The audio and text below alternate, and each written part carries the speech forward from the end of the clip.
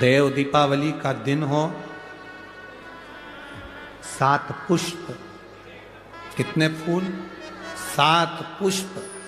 देव दीपावली के दिन कोई भी 7 पुष्प, कोई भी जो तुमको मिल जाए, 7 पुष्प अपने घर के पास में, घर के अंदर जो मटका होता है, हंडा होता है, पानी का बर्तन होता है, रसोई घर में जहाँ तुम पानी भर कर रखते हो, 7 पुष्प को उस स्थान पर रखिए देव दीपावली के दिन।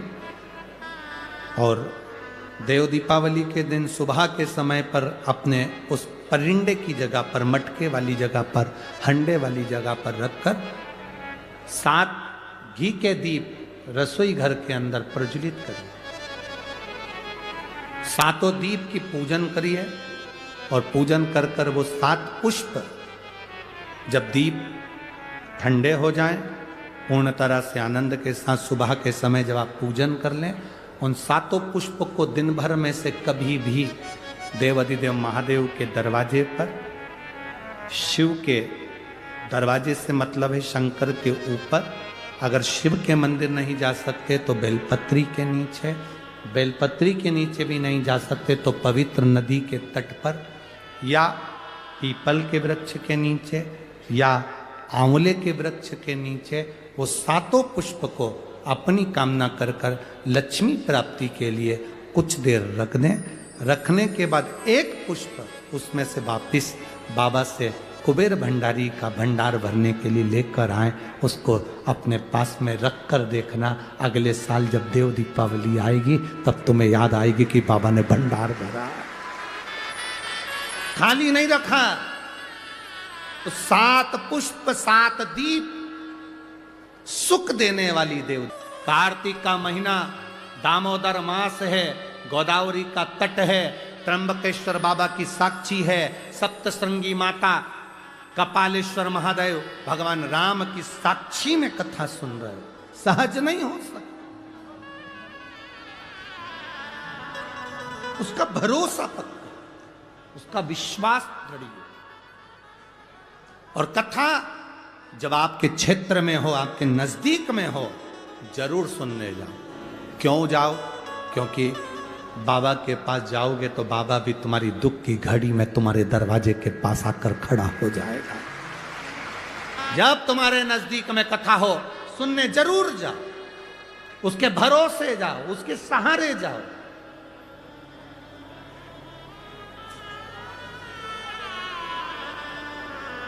शिव कथा कह रहे, असुर का वध किसने किया था? मां दुर्गा भवानी ने। उसका नाम क्या हो गया था फिर? महिषासुर मर्दनी, मां जगतजननी दुर्गा। महिषासुर की एक बहन थी। देव दीपावली शिव महापुराण की कथा सुन रही, बड़े भाव से सुनना। महिषासुर की एक बहन थी जिसका नाम था महिषी। क्या नाम था उसका? महिषी। अब महिषासुर मर गया, महिषी अकेली रह गई। और महिषासुर का संहार स्वयं जगदम्बा ने, दुर्गा भवानी ने कहा करा। और तेरे भक्त जनों पर माता भीड़ पड़ी है भारी, और दानव दल पर टूट पड़ो मां करके सिंह सवार।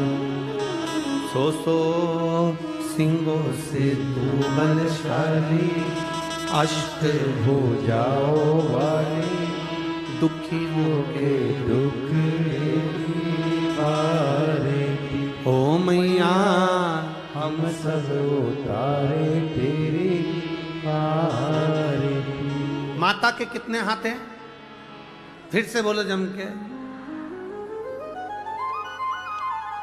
तेरे भक्त जनों पर माता वीर पड़ी है भारी, दानव दल पर टूट पड़ो मां करके सिंह सवार। सो सिंहों से तू बलशाली, अष्ट भुजाओं वाली। कितनी भुजा? 8। देवी जी की 8 भुजा क्यों होती है?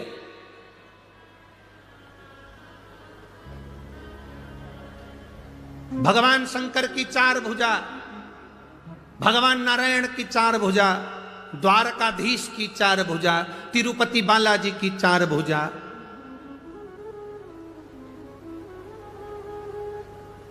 चार भुजानाथ की 4 भुजा, सत्यनारायण भगवान की 4 भुजा, दत्त भगवान की 4 भुजा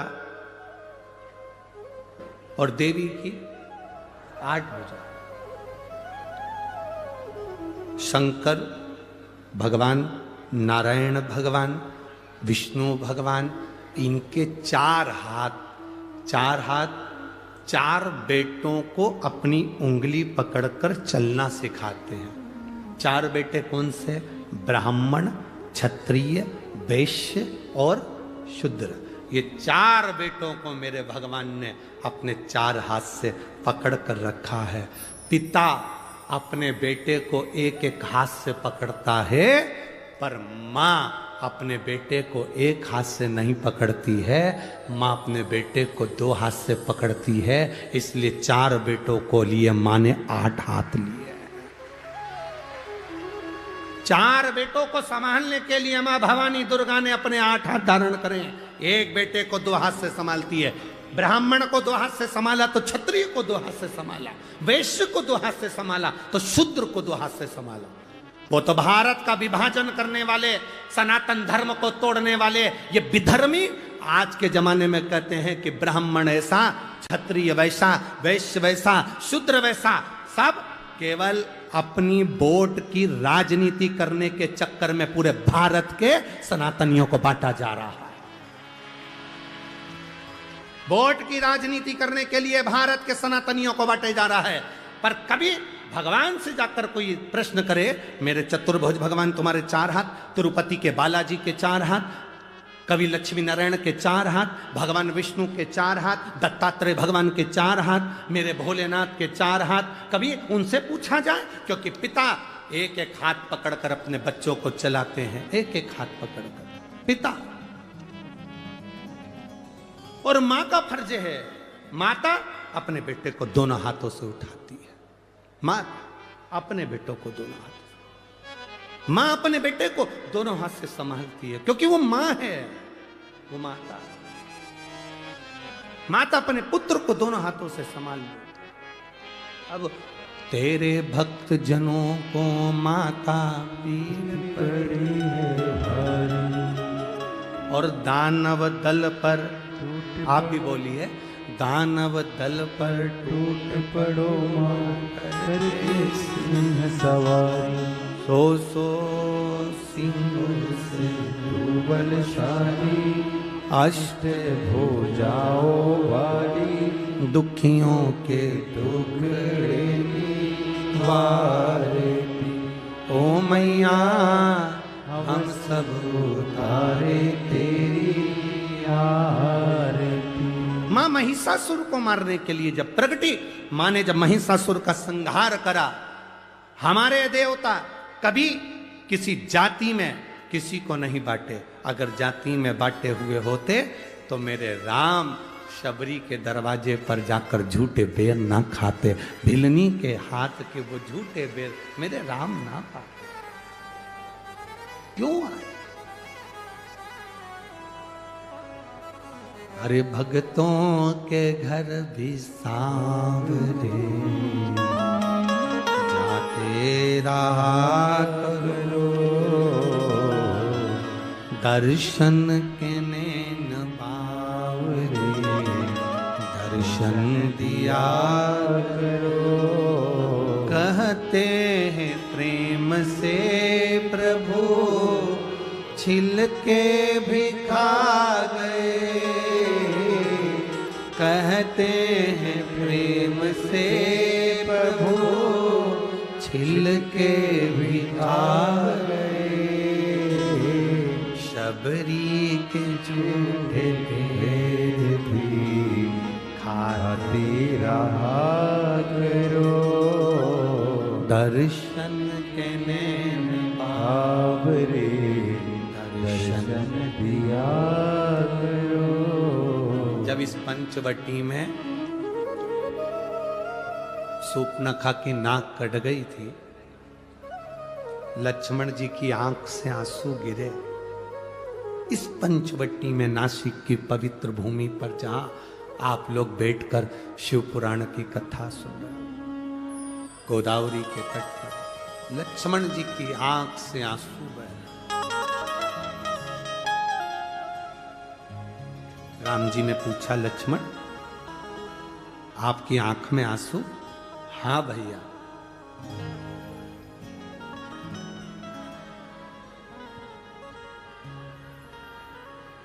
क्यों? किस लिए? कहा,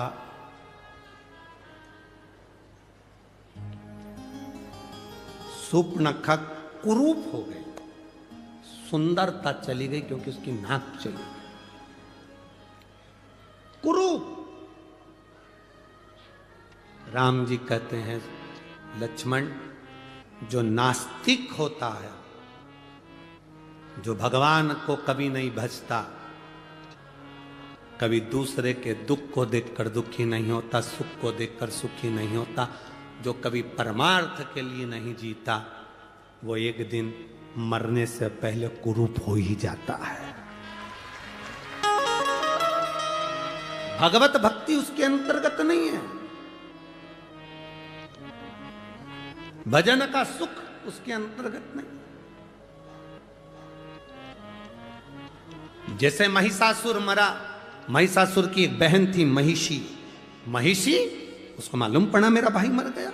अकेली महिषी ने विचार करा, मैं जाऊं तो जाऊं कहां। सारे तीर्थों में महिषी घूम कर आ गई, मैं कहीं बैठकर तप साधना करूंगी, ब्रह्मा जी से वर पाऊंगी। भगवान नारायण की साधना करी, वर नहीं मिला। शिव की आराधना करी, वर नहीं मिला। ब्रह्मा की आराधना करी, वर नहीं मिला। ये गोमती, ये गोदावरी, ये कोई आज की नहीं, पूर्व की है। महिषी को मालूम पड़ा गंगा के तट पर बैठकर करा गया भजन फल देता है, तो गंगा के घाट पर जाऊं। गंगा के घाट जाने लगी तो बीच में महिषी ने देखा कि इतना सुंदर उपवन वन, इतना सुंदर वन क्षेत्र, इतनी सुंदर जगह देखकर महिषी यहां उतरी, और उतरकर उसने ब्रह्मा जी का तप करना, साधना करना प्रारंभ करी। इस गोदावरी के जल का महत्व इतना है कि गंगा जी के घाट पर कोई तप करे तो 1000 वर्ष तक तप करता है, तब फल मिलता है। और गोदावरी के तट पर बैठकर यदि मात्र 24 घंटे भी भगवान का नाम लेकर पुकार ले तो फल प्राप्त हो जाता है। बोल गोदावरी माता की। वो गोदावरी का तट, अब महिषी को नहीं मालूम था, वो तो सुंदर वन, सुंदर उपवन, सुंदर जगह को देखकर, गोदावरी का तट देखकर महिषी उतर गई।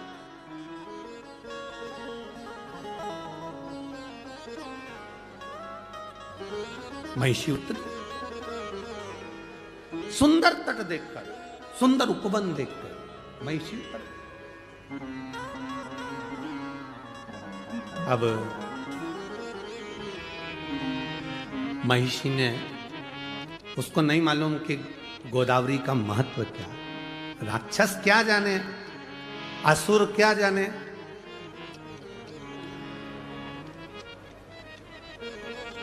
गंगा जी के घाट पर 2 तरह के लोग स्नान करने जाते हैं। एक वो स्नान करने गए तो अपने पूर्वजों को पार लगाते हैं, और दूसरे वो स्नान करने के लिए जो जाते हैं उनका सामान चोरने के लिए आते हैं। बोलो सही है कि गलत है? जैसे ही तुमने कपड़े उतार कर, सामान रख कर गंगा में लगाई डुबकी, तुम बोले हर हर गंगे, और उन्होंने कर दो तुम्हें नंगे, ले गए। अब तुम जाके थाने में रिपोर्ट कर रहे, देखो हम ना गोदावरी नहाने आए थे, हम तो गंगा जी नहाने आए थे, हमारा सामान कोई ले गया, मोबाइल ले गया, पर्स ले गया। अब जो गंगा ईमानदारी से नहाने आए थे, 2 तरह के लोग, एक गंगा नहाने आते हैं, एक चुराने आते हैं। नहाने वाला जब गंगा नहा रहा होता है तो देवता भी उसकी 71 पीढ़ी पर फूल बरसाते हैं कि तेरे परिवार वाले ने गंगा नहाकर तुझे पार लगा दिया। और जो गंगा के घाट पर चोरी कर रहा होता है उसकी भी 71 पीढ़ी को यमराज भैंसे की पूंछ से बांध कर रगड़ता है।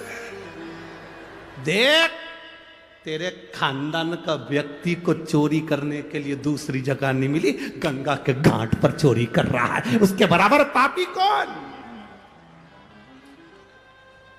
अरे ओ चोटों, दुनिया में सब जगह चोरी करो, पर जो तीर्थ हैं भारत की भूमि के, उसमें जाकर कभी चोरी मत करो। तुम्हारी 71 पीढ़ी भी तड़पती है, तुम्हारी 71 पीढ़ी भी तड़पती है कि कहां गंगा के घाट पर चोरी करने के लिए गया, कहीं दूसरी जगह नहीं मिली थी। 71 पीढ़ी को भोगना पड़ता है।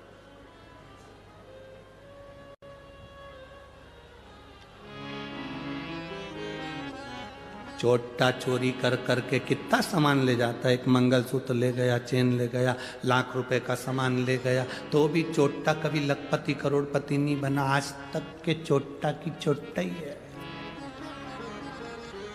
और जिनकी चेन मंगलसूत्र चले गया, वो थोड़े दिन रोने के बाद भगवान से कही मेरी चेन मंगलसूत्र चले गया। भगवान ने कहा बहुत दिन से पहन रही थी, चिंता मत कर, हल्का बहुत था इसलिए भारी दिलाना था, चले गए। टेंशन क्यों लेती है? तो चिंता ना कर। इसलिए आशीष बार बार कहते हैं अपनी चेन, अंगूठी, मोबाइल, पर्स लेकर यहां मत आओ, सावधान इंडिया। क्यों आते हो, क्यों लाते हो? कहता है तुम सुनो तब तो।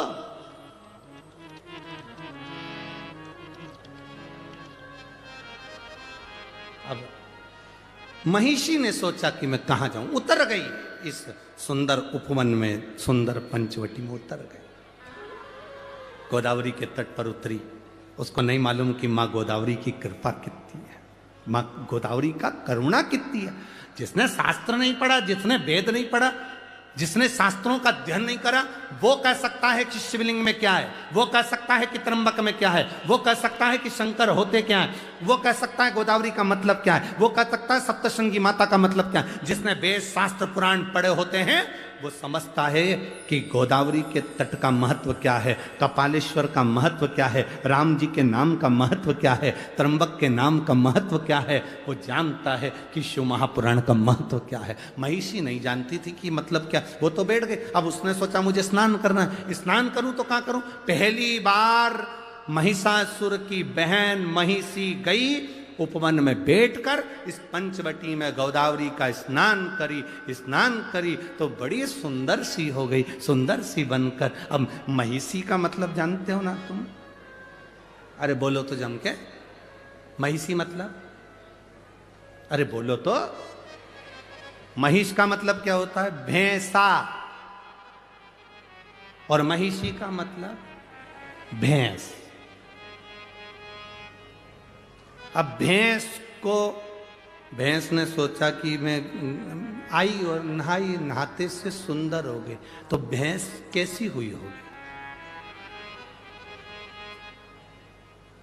Miss India.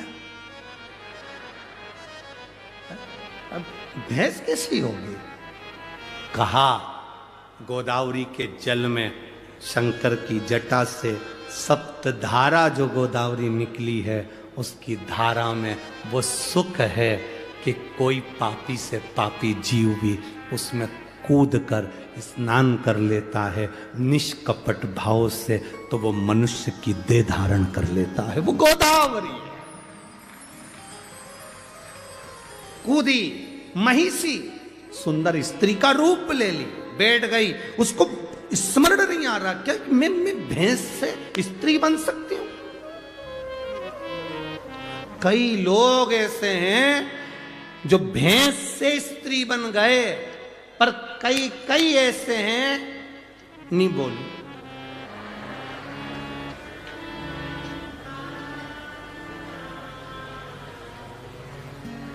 समझ गए? भैंस जैसे हो गए। भैंस के आगे कितनी भी बीन बजाओ वो नहीं सुनती। सास कितनी भी के बेटा सिर पे पल्लू डाल के रहा कर। भैंस को तुम कितनी भी बीन बजाओ वो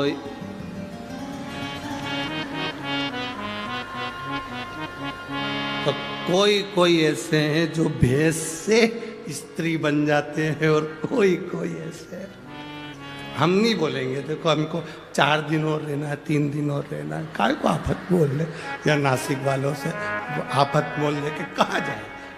तो कोई कोई वो भैंस से स्त्री बन जाए और कोई स्त्री से भी भैंस बन जाए तो बात नहीं है।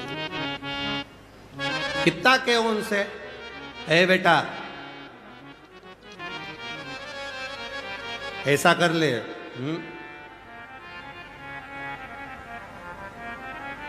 भैंस के आगे हारन कितना भी बजाओ वो भैंस भी कहती ना मैं नंग जाऊं। रोड मेरे काका की नहीं हटूंगी। आखिरी में गाड़ी साइड से ले जाना पड़ती है पर भैंस नहीं। मेरा सासुओं से निवेदन है जब भैंस नहीं सुने तो अपन साइड से निकाल ले। अपन ज्यादा माथा पच्ची अपने नहीं करना, इधर बाजू से निकले चलो। अब क्यों माथा पच्ची करें अपन उससे।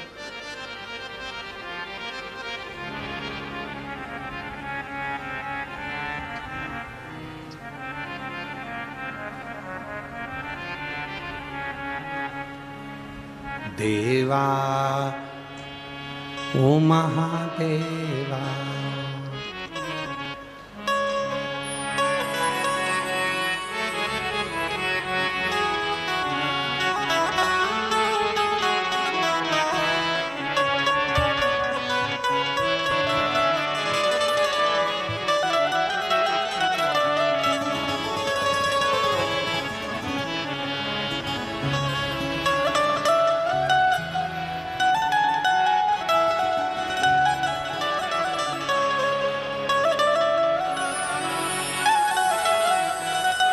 अभी तो शुरू ही नहीं करा है।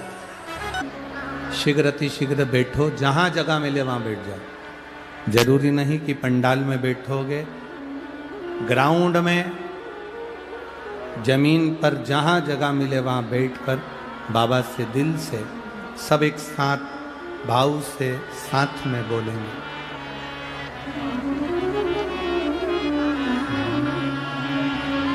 श्री शिवाय नमस्तुभ्यं। श्री शिवाय नमस्तुभ्यं। श्री शिवाय नमस्तुभ्यं। श्री शिवाय नमस्तुभ्यं। श्री शिवाय नमस्तुभ्यं। भोला सब दुख काटो मारा, ओ भोला सब दुख काटो मारा। शिव शंकर जपो तेरी माला, भोले बाबा जपो तेरी माला। भोला सब दुख काटो मारा, ओ भोला सब दुख काटो मारा। वेश है मंगल मंगलकारी, वैश्य है मंगल मंगलकारी। शमशान वासी हमारा, शमशान वासी हमारा। भोला काटो मारा, ओ भोला सब दुख काटो मारा। शिव कथा कहती है, भगवान शंकर का संवाद कह रहा है, शिव महापुराण की कथा कह रही है। महिषी सुंदर स्त्री का रूप ले लिया। सुंदर स्त्री का जब रूप महिषी को मिल गया तब करा। महिषासुर की बहन थी इसलिए असुर प्रवृत्ति की थी, राक्षस प्रवृत्ति उसके अंदर भरी थी।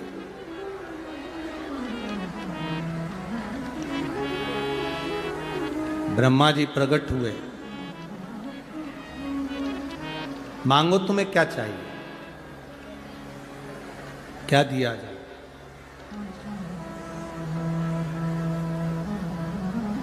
महिषी ने कहा बस मुझे अमर कर दो, मैं मरूं ना, मेरे प्राण ना छूटे। ब्रह्मा जी ने कहा ऐसा तो कभी हो नहीं सकता कि तुम्हारे प्राण नहीं जाएंगे, मरना तो पड़ेगा, प्राण तो जाएंगे। तुम और कुछ मांगना चाहो तो मांग सकते हो।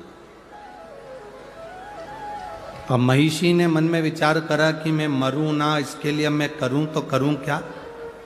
असुर जो होते हैं, राक्षस जो होते हैं, वो मांगते बड़े विचित्र हैं। ऐसी चीज मांगते हैं जो कि जगत कल्याण की भी हो और खुद के उद्धार की भी। महिषी ने मांगा क्या?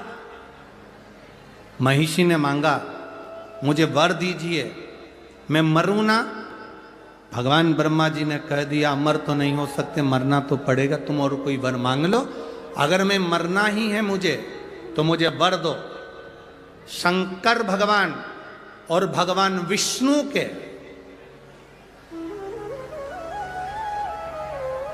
शिव और विष्णु के द्वारा प्रकट उनकी संतान मुझे मारे। अब जरा विचार करिए, तारकासुर ने मांगा था कि शंकर भगवान की संतान मुझे मारे।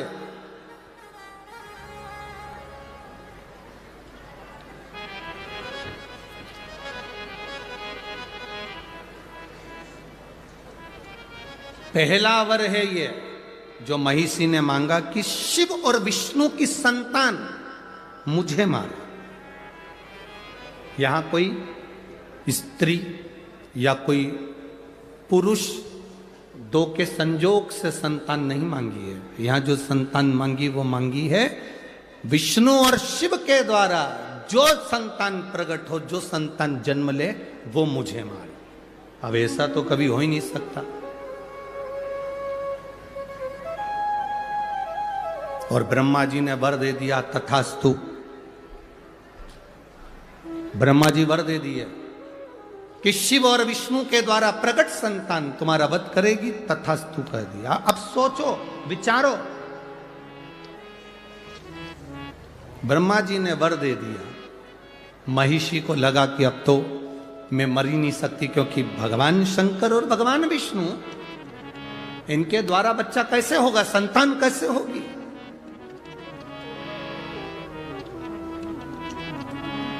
और महाराज, रचा है सृष्टि को जिस प्रभु ने,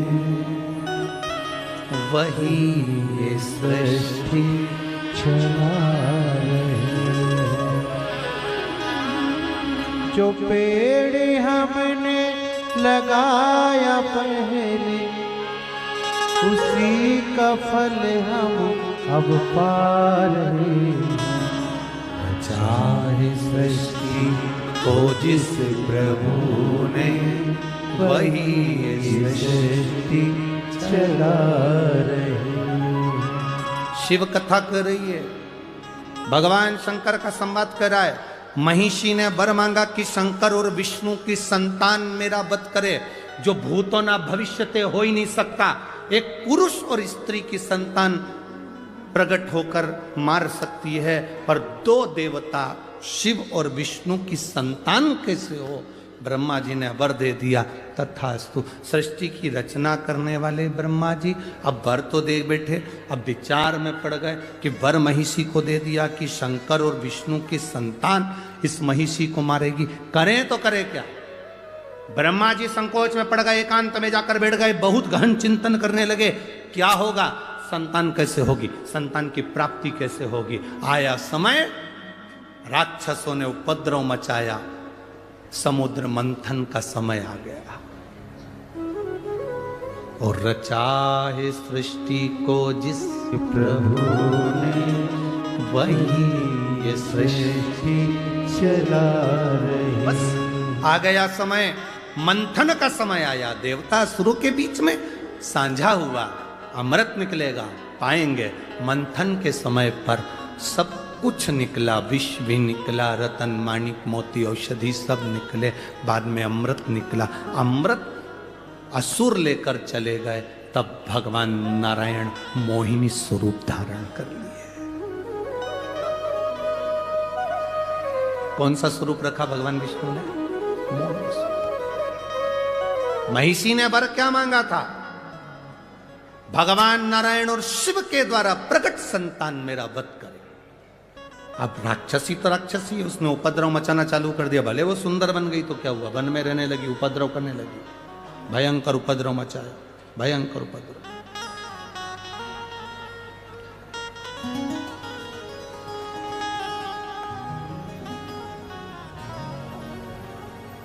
भयंकर उपद्रव। और जब उपद्रव करना प्रारंभ करा,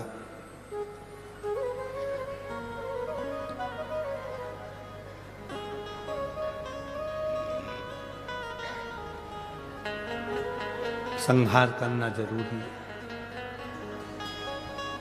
लोग कहते हैं समुद्र का मंथन अमृत की प्राप्ति के लिए किया था। बहुत ध्यान से सुनना। दुनिया के लोग कहते हैं समुद्र का मंथन अमृत की प्राप्ति के लिए किया था।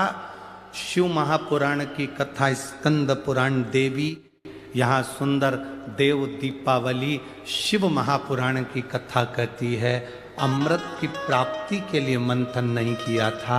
उस महिषासुर की बहन महिषी ने वर मांगा था, शंकर और विष्णु की संतान से मरूं, उस संतान को जन्म देने के लिए ये समुद्र मंथन करा गया था। ये मंथन का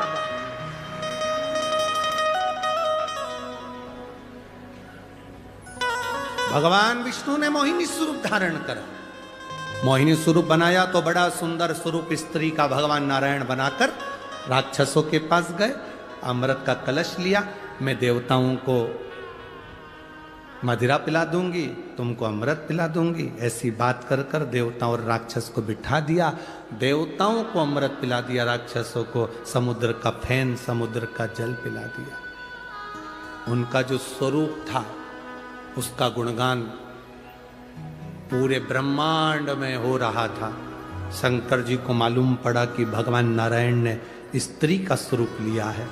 शिव जी को कहा गया, आपने भगवान नारायण के मोहिनी स्वरूप का दर्शन नहीं किया? नहीं।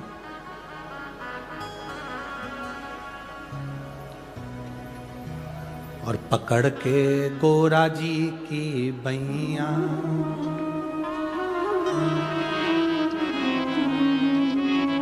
मोहिनी दर्शन चलो मेरे सैया। पकड़ के गौरा जी की बैया, मोहिनी दर्शन चलो मेरे सैया। समुद्र मंथन में जो अमृत की बूंद गिरी थी, प्रयागराज, हरिद्वार, उज्जैनी और नासिक पंचवटी की पवित्र धरा पर भी गिरी थी। इसलिए कुंभ का मेला इन क्षेत्रों में लगता। मोहिनी स्वरूप का दर्शन करने के लिए भगवान शंकर हरिद्वार भी गए, प्रयागराज भी गए, उज्जैनी भी गए, आखिरी में भी मोहिनी स्वरूप का दर्शन जब भगवान शंकर को नहीं हुआ, तब इस नासिक, इस गोदावरी के तट पर शिव आए और भगवान के मोहिनी स्वरूप का दर्शन किया। भगवान के मोहिनी स्वरूप का दर्शन, मोहिनी स्वरूप में भगवान नारायण शिव जी को, शंकर नारायण को, दोनों एक दूसरे को देखे। देखते ही उसी समय पर दोनों के नेत्र की मिलन की दृष्टि इतनी प्रबल थी, इतनी प्रबल थी कि शिव सुध भूल गए भगवान नारायण को देखकर, नारायण सुध भूल गए भगवान शंकर को देखकर। नेत्रों से दोनों के अश्रु गिर गया। वो अश्रु का मिलन मां पार्वती जी के हस्त कमल पर हो गया। उस मिलन से एक बच्चे ने जन्म ले लिया, जिस बच्चे को सुंदर पंपा नदी के तट पर छोड़ दिया गया। पार्वती से शिव ने कहा, इस बच्चे को यहां छोड़ो। क्यों? यहां मेरा एक भक्त रहता है, पास में पंडालम नगर है, जिस नगर में मेरा एक भक्त रहता है राजशेखर। वो भक्त मेरा गुणगान करता है, नारायण की उपासना करता है, उसके घर में औलाद नहीं है, उसको ये संतान देना है। ये संतान प्रभु, ये ब्रह्म भगवान विष्णु और आपके मिलन से हुई है। भगवान ने पार्वती से नहीं कहा कि ये महिषी को मारने के लिए हुई, ये तो मेरे भक्त के घर में संतान देना, भक्त के घर में।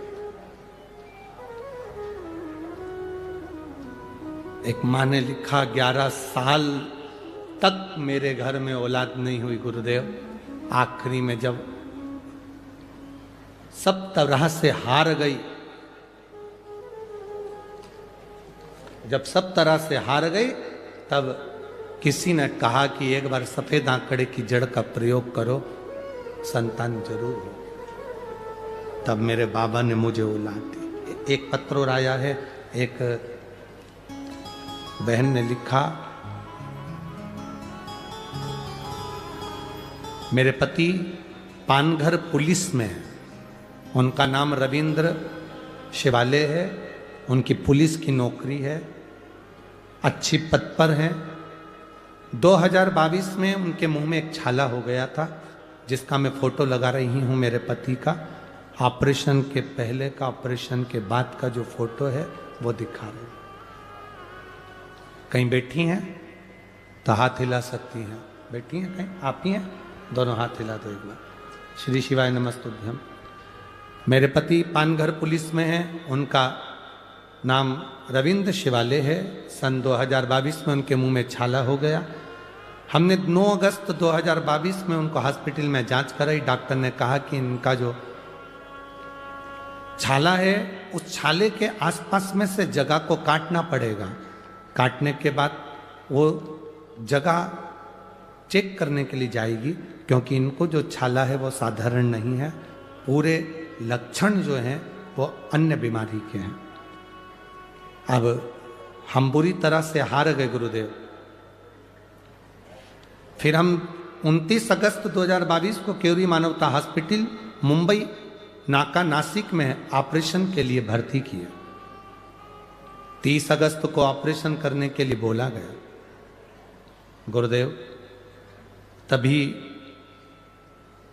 शिव महापुराण की कथा हो रही थी और किसी ने कहा कि शिव पुराण की कथा टीवी पर आ रही है, उसमें गुरुजी हरताली के तीज का महत्व बताएं। हरताली का तीज के दिन फुलेरे का दर्शन 5 जगह करना चाहिए। दर्शन कर कर जो मांगते हैं वो मिलता है। मैंने मेरी पड़ोसन से कहा, मेरा पति को डॉक्टर ने बड़ी बीमारी बता दी है, जांच होने जा रही है। अगर मेरे बाबा ने मेरी सुन ली, कहीं शिव पुराण होगी तो जाकर सुनूंगी, बाबा को निवेदन करूंगी। गुरुदेव, गाल का हिस्सा काटा गया। जांच के लिए सारे जितनी जगह हमने डॉक्टरों की जांच कराई थी, सबने कह दिया था इनको ये बीमारी है और रहेगी, इसलिए वो स्थान काट कर भेजा गया। पर बाबा तो बाबा है गुरुदेव। जो जांच आई उसमें कैंसर बीमारी नहीं आई, मेरे बाबा ने मुझे बचा लिया। शिव तत्व है। ओ घड़ी शंभो शंकर। ठीक है बाबू, शिव कृपा बनी रहे। एक बार हाथ हिलाकर हर हर महादेव। शिव तत्व इसी को कहते हैं। एक भक्ति, एक भरोसा, एक विश्वास, एक दृढ़ता जीवन का सुख देते, जीवन का आनंद देते। अरे तेरी कृपा बिना न हिले एक भी लेते हैं श्वास, कृपा से तनो तनु हे गंगाधार मुक्ति द्वार ओमकार तू आयो शरण तिहारी शंभो तार तार तू। अब पार्वती जी उस बालक को लेकर चली। पंपा नदी के तट पर बालक को सुला दिया। राजशेखर उस नगर का राजा निकल कर जा रहा था जिसके घर में संतान नहीं थी। देने वाला जब देता है तो छप्पर फाड़ कर देता है। संतान, उसने देखा कि एक बालक रो रहा है, बालक को उठा लिया। बालक को उठाया, अपने घर लेकर गया। धर्म पत्नी से कहा, औलाद नहीं, पर मुझे ये बालक मिला है, बड़ा तेजवीर लगता है, बड़ा सुंदर लगता है, ले आओ इसको पालन करो। रानी ने उसका पालन पोषण करा। बालक आया, बड़ा पालन पोषण करा। कुछ महीने के बाद रानी का भी गर्भ ठेर गया। रानी का गर्भ ठेरा, एक बेटे ने जन्म ले लिया। बेटे ने जन्म लिया। रानी की दासी ने रानी से कहा, राजा का प्रेम, जो बेटा पंपा नदी के तट पर मिला है, राजा का पूरा प्रेम उस बच्चे के प्रति है। हमें लगता है तेरा बेटा सिंहासन पर नहीं बैठ सकता, बैठेगा तो वही बैठेगा। ना जाने किसकी औलाद, ना जाने किसकी संतान, राज सिंहासन पर वो बेटा बैठेगा। वो बेटा राज सिंहासन पर बैठेगा। रानी को बड़ा लगा। आज रानी मन में वियोग कर कर उसने सोच लिया, इससे तो प्राण त्याग दूं तो अच्छा। रानी अपने बच्चे को लेकर जंगल में चली गई। वन में जैसे ही गई, वन में जाते से ही इसको वो सुंदर स्त्री जो गोदावरी के तट से वर लेकर गई थी, शंकर और भगवान विष्णु के संतान मेरा वध करेगी, उस रानी को वो स्त्री मिल गई। क्या नाम था उसका? महिषी। महिषी ने कहा, तुम कौन हो? कहा, मैं राजा चंद्रशेखर की धर्म पत्नी। मैं राजशेखर की पत्नी? राजशेखर की? हाँ, मैं राजशेखर की पत्नी। तुम कहां जा रही हो? प्राणों को त्यागने, इतने छोटे से बच्चे को लेकर? हाँ, इसको भी। क्यों? मेरा बेटा राज सिंहासन पर नहीं बैठ सकता। क्यों, क्या हुआ? मेरे पति को एक बालक मिला था, उस बालक को लिया या पाल पोस के बड़ा करा, और मेरा बेटा सिंहासन पर नहीं बैठ सकता क्योंकि मेरे पति का प्रेम उस बालक के प्रति है। महिषी ने कहा, क्यों घबराती है? तू घर जा, घर जाकर बीमार होने का नाटक करना। अपने बेटे से कहना कि मुझे शेरनी का दूध ला कर दे। शेरनी के दूध में, बाघिन के दूध में दवाई डालकर लेना है तो मैं ठीक होंगी, नहीं तो मैं मर जाऊंगी। बाघिन के दूध में? हाँ, तेरा बेटा बाघिन का दूध लेने के लिए आएगा, शेर उसको खा जाएगा। अगर शेर नहीं खाएगा तो मैं उसको खा जाऊंगी और मार दूंगी। तो क्यों चिंता करती है? जा घर। महिषी ने बुद्धि में रानी के भर दिया। रानी घर चली गई, बीमार होने का नाटक कर लिया। बीमार होने का नाटक करा। रानी जैसे बीमार होने का नाटक करी तो अपने बेटे को बुलाया। कौन से बेटे को? जिसको उसने पाल पोस कर बड़ा करा था, जो पंपा नदी के तट पर मिला था, जिसका नाम राजशेखर ने अयप्पा रखा था। क्या नाम रखा था? जम के बोलो जरा। अयप्पा। जिसका नाम राजशेखर ने अयप्पा रखा था, बुलाया, आवाज लगा। आवाज लगाकर रानी ने आवाज लगाई, अय्यप्पा, स्वामी अय्यप्पा। जो आवाज लगाई, अय्यप्पा दौड़ कर आया। मां, मां, क्या बात है? मां तुरंत तो कहती है, मेरे को दवाई लेना है और बाघिन का दूध चाहिए, शेरनी का दूध। अगर वो नहीं मिला तो मैं मर जाऊंगी। पिता ने कहा, पति बोले अपनी रानी से, राजा बोला रानी से, किसको बोल रही है शेरनी का दूध लाने को? बाघिन का दूध लाने के लिए? छोटा सा बच्चा है अय्यप्पा, या अय्यप्पा छोटा सा है और तो बाघिन का दूध लाने को बोल रही है, शेरनी का दूध। इतने में तो बच्चे ने अपने पिताजी से कहा, राजा राजशेखर से कहा, चिंता मत करो पिताजी, मैं दूध लेकर आता हूं। राजशेखर के पास में से अय्यप्पा स्वामी दौड़ पड़े और अय्यप्पा दौड़ते दौड़ते दौड़ते दौड़ते जंगल में पहुंच गए। जंगल में पहुंचे तो शेरनी को जो देखा, देखकर शेरनी खाने के लिए दौड़ी, पर अय्यप्पा स्वामी बच गए। तो महिषी ने सोचा, मैं इसको मार देती हूं, मेरी सहेली का काम बन जाए। महिषी ने अय्यप्पा स्वामी को मारने के लिए प्रयास करा। भगवान अय्यप्पा स्वामी ने उसी समय महिषी को पकड़कर संहार कर दिया। संहार करा। अपनी मां के लिए अगर शेरनी का दूध लेकर जाऊंगा तो पात्र नहीं लाया, किस बर्तन में लेकर जाऊंगा? अय्यप्पा स्वामी ने शेरनी को पकड़ा, उसके ऊपर चढ़ गए और चढ़कर शेरनी को, बाघिन को अपनी मां के पास लेकर पहुंच गए। मां, ये बाघिन लेकर आया हूं, इसका दूध निकाल। ये शेरनी लेकर आया हूं, ये बाघिन लेकर आया हूं, इसका दूध निकाल मां। और इसका दूध निकाल कर तो दवाई में पी ले। मां ने आंख में से आंसू बहाए। पिता राजशेखर की आंख से आंसू निकलने लगे। ये मेरा बेटा कोई साधारण नहीं है, जरूर कोई बात है। जिस शेरनी पर चढ़कर अय्यप्पा आया था, उस शेरनी से स्वयं राजशेखर ने पूछ लिया, इसने तुम्हें मारा, तुम कौन हो? शेरनी कहती है, जिस जगत जननी की अंजलि में नारायण और शंकर का श्रु का मिलन हुआ था, उससे यह बालक जन्म लिया। यह बालक साधारण नहीं, शंकर और विष्णु के संतान अय्यप्पा स्वामी है।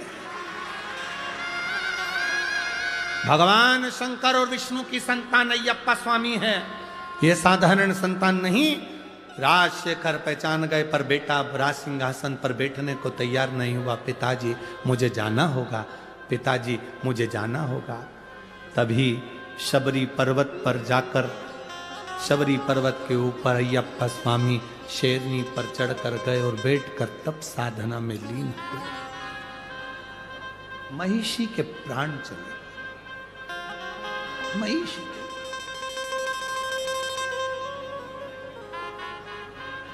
महिषी मरी, देवता आनंद कर आनंद।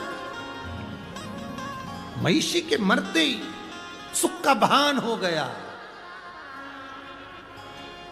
जब जब असुरों का संहार हुआ है, जब जब राक्षस मरे हैं, जब जब असुर का संहार हुआ है, इस भारत की भूमि पर दीपावली का त्योहार मना है। जब असुर मरे,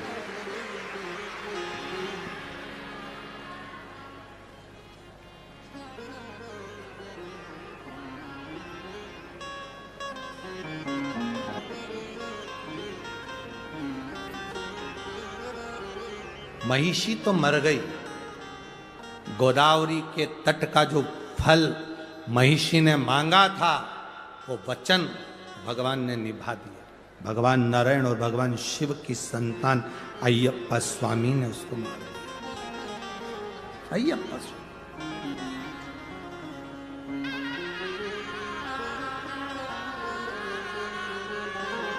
सहज नहीं। शरीर मानव का मिला है और मिलने के बाद भी अगर हम भगवान की भक्ति में नहीं डूब पाए तो हमारा जीवन व्यर्थ है।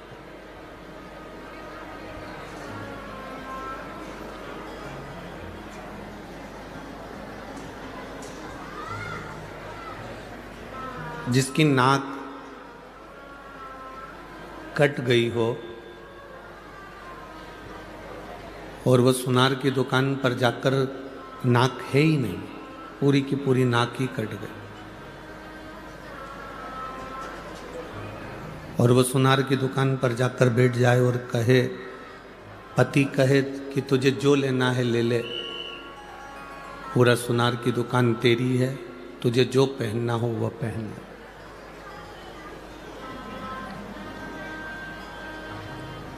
चाहे हार पहन लो,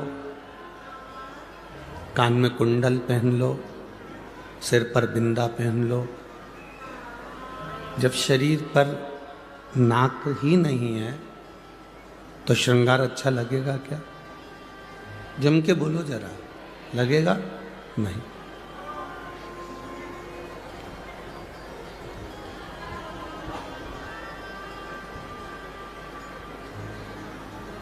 लोग कहते हैं इस पंचवटी में रावण की जो बहन थी शूर्पणखा, उसकी नाक काटी गई थी।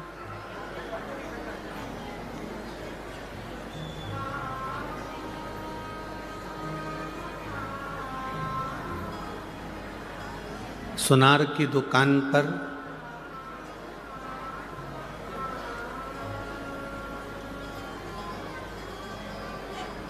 अगर नाक कटा हुआ व्यक्ति जाए तो जेवर की शोभा नहीं होती, उसमें श्रृंगार की कोई शोभा नहीं है, उसमें आभूषण की कोई शोभा नहीं।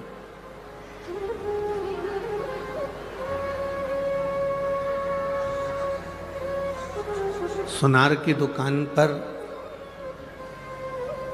अगर शूर्पणखा जाकर बैठ जाए और शूर्पणखा कहे कि मेरा श्रृंगार कर दो, तो सुनार भी कह देगा कि तुम्हारा श्रृंगार नहीं कर सकता क्योंकि तुम्हारी नाक नहीं है, तुम्हारी नासिका नहीं है, तुम्हारी नाक नहीं है।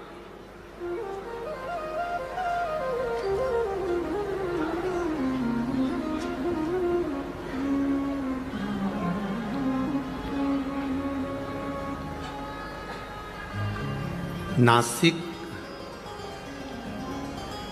पंचवटी में भगवान राम ने शूर्पणखा को नहीं रहने दिया था। वो रहती थी, आई पंचवटी में, घूमी, देखा, घूमा, सुंदरता भी देखी और यहीं आसपास में रहा करती थी, पर भगवान ने उसकी नाक काटकर भगा दिया।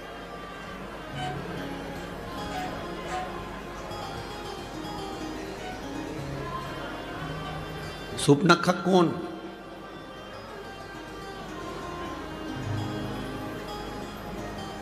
जिसके अंदर भगवान के प्रति प्रेम नहीं हो,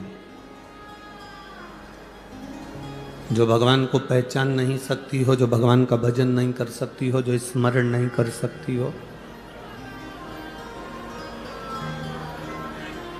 जो कभी मंत्र का जाप ना करे, जो कभी स्मरण ना करे, जो कभी भगवान की अविरल भक्ति में ना डूबी हो, वो शूर्पणखा को भगवान ने नाक काटा और भगा दिया।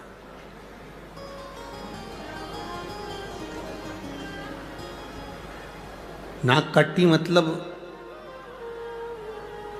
जब जो भगवान का भजन करने नहीं जाता, जो स्मरण करने नहीं जाता, जो मंत्र जाप करने नहीं जाता, जो कभी भगवान के सत्संग में नहीं जाता, और उस व्यक्ति को बार बार कोई कहता है कि अपने गांव में कथा हो रही है, नासिक में कथा हो रही है, चलो शिव महापुराण की कथा सुनने चलो, और वो नहीं जाए तो लोग कह देते दिन भर घर में बुक रहती है, व्यस्त रहती है, थोड़ा सा जाया करो, सत्संग किया करो।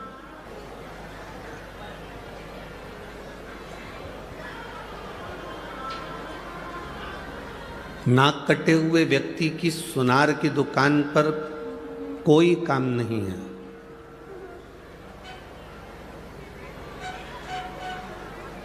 नाक कटी हुई व्यक्ति की सुनार के दुकान पर कोई काम नहीं होता। उसी तरह नासिक में नास्तिक का कोई काम नहीं होता।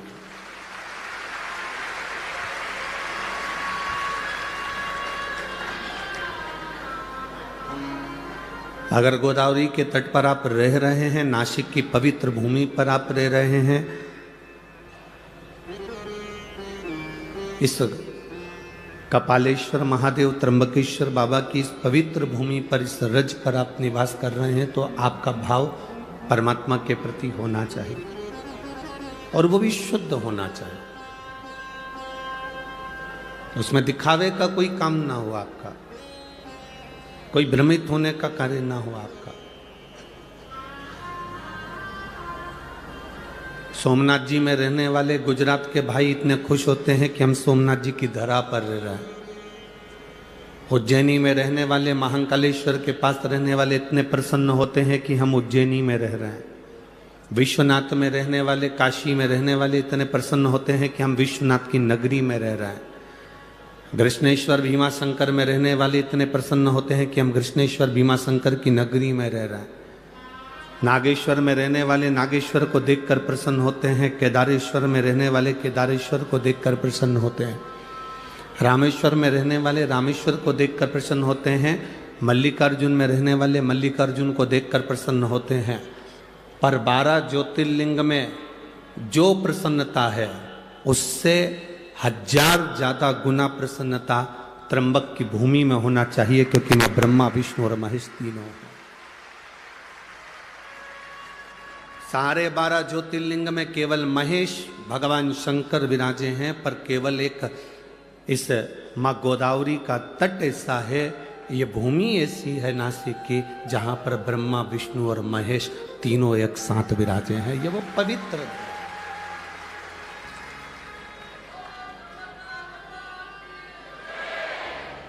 ये वो पवित्र भूमि है जिसमें त्र्यंबकेश्वर बाबा विराजमान,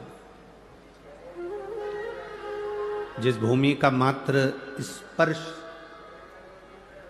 दर्शन हमारे जीवन को सार्थकता देता है।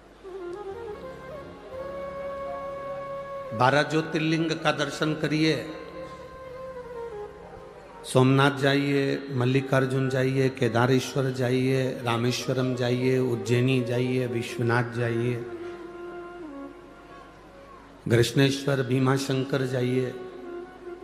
12 ज्योतिर्लिंग का दर्शन करोगे, प्राण छूटने के बाद में शिव धाम मिलता है, कैलाश मिलता है। माइक बंद करो।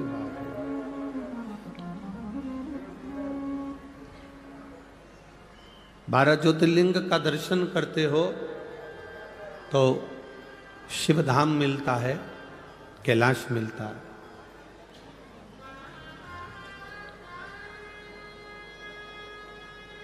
पर 12 ज्योतिर्लिंग का दर्शन करने वाला व्यक्ति सारे ज्योतिर्लिंग का दर्शन करने के बाद जब त्र्यंबकेश्वर की पवित्र भूमि पर आता है और त्र्यंबक बाबा का जब दर्शन करता है, तो उस व्यक्ति को केवल एक कैलाश नहीं मिलता, उसके सामने ऑप्शंस रख दिया जाता है कि आप ब्रह्मलोक में रहना चाहें, चाहे वैकुंठ में रहना चाहें, चाहे कैलाश पर रहना चाहें।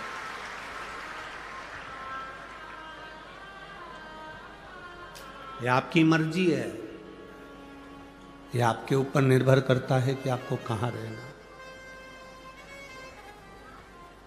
कहते हैं सारे ज्योतिर्लिंग के दर्शन कर कर अगर किसी के प्राण छूट जाते हैं तो उनका सत्कार सम्मान कैलाश पर होता है। पर मान लो जो व्यक्ति 12 ज्योतिर्लिंग का दर्शन नहीं कर पाया और एक त्र्यंबकेश्वर की पवित्र भूमि पर आ गया और त्र्यंबक बाबा का दर्शन भूल से भी अगर उससे हो गया, तो जब उसके प्राण छूटते हैं तो ब्रह्मा और विष्णु उसके लिए फूल की पुष्प की रंगोली डालते हैं कैलाश धाम तक जाने के।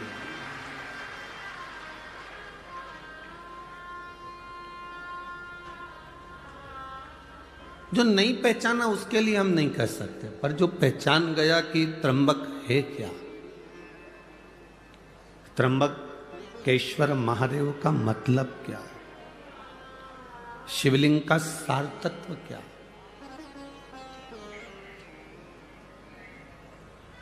शंकर भगवान की अविरल भक्ति का फल क्या है? जो नहीं जाना वो अनजाना, जो जान गया वो ज्ञानवान।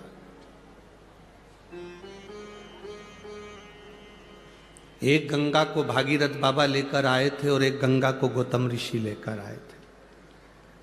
एक गंगा भगवान शंकर की जटा से निकली, टलकल कर कर उत्तर में बह गई, और एक गंगा गौतम बाबा के कहने पर शंकर भगवान की जटा से निकली और दक्षिण का कल्याण कर कर बह गई।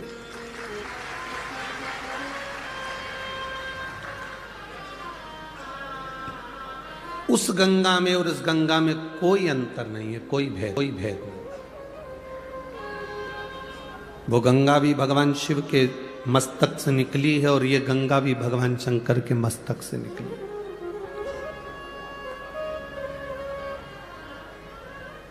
पर कई लोगों की बुद्धि में यह भरा हुआ होता है, दूर के ढोल सुहावने लगते हैं।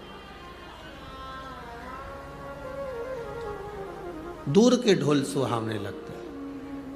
और शिव महापुराण की कथा तो एक बात हमेशा कहती आई है, आपके नजदीक में जो शंकर का शिवालय है, आपके नजदीक में जो शंकर का मंदिर है, शिवालय है, शिवलिंग है, आपके जीवन में अगर दुख है, कष्ट है, तकलीफ है, तो पहले अपने घर के नजदीक में जो शिवालय है, शंकर का मंदिर है, पहले जल वहां चढ़ाओ। पहले जल वहां चढ़ाइए। आप में से जितनी माताएं बैठी हैं ना, आप सबके घर में विक्स, बाम, आयोडेक्स, बुखार की छोटी मोटी गोली, पेट दुखे तो इनो का पाउच, अगर एसिडिटी हो रही हो तो पुदीना की गोली, सर्दी हो रही हो तो थोड़ी वो सिनारिस्ट की गोली। बोलो, सबके घर में है कि नहीं? अरे बोलो, जम के बोलो जरा, है ना? पर यदि उस गोली से, उस दवाई से काम नहीं होता तो तुम क्या डायरेक्ट अपने बच्चों को दिखाने या डायरेक्ट अपने पति को या आपको दिखाने के लिए नासिका जाते हो? आते हो क्या? नहीं। पहले कहाँ जाते हो? अपने गांव में, अपने नगर में, अपने शहर में, अपने क्षेत्र में, अपने घर के पास, अपने घर के नज़दीक में जो भी डॉक्टर रहता हो, भले वो छोटा डॉक्टर हो, बड़ा डॉक्टर हो, छोटी सी मेडिकल हो, बड़ी मेडिकल हो, छोटा सा दवाखाना हो, बड़ा दवाखाना हो, तुम जिस गांव में रहते हो, तुम्हारे को अगर तकलीफ होती है तो सबसे पहले प्राथमिक उपचार के लिए नज़दीक के दवाखाने जाते हो। बोलो, सही है कि गलत है? जब नज़दीक के दवाखाने में काम नहीं होता, वहाँ से पट्टा पट्टी बांध दी जाती है और दवाई गोली दे के बॉटल लगाकर तुमको बड़े दवाखाना भेज दिया जाता। समझ रहे हो ना सब? अरे बोलो तो, आ रही है ना समझ में? पहले घर में तुमने बाम लगाया, विक्स लगाया, आइडेक्स लगाया, दवाई ले ली, घर में घर का उपचार नहीं हुआ, तब प्राथमिक उपचार के लिए अपने नज़दीक में गए, नज़दीक के स्वास्थ्य केंद्र पर गए। जब नज़दीक के स्वास्थ्य केंद्र में तुमको देखा करा, पट्टा पट्टी बांध के दवाई मवाई देकर तुम्हें बड़े स्वास्थ्य केंद्र भेज दिया, बड़े हॉस्पिटल भेज दिया।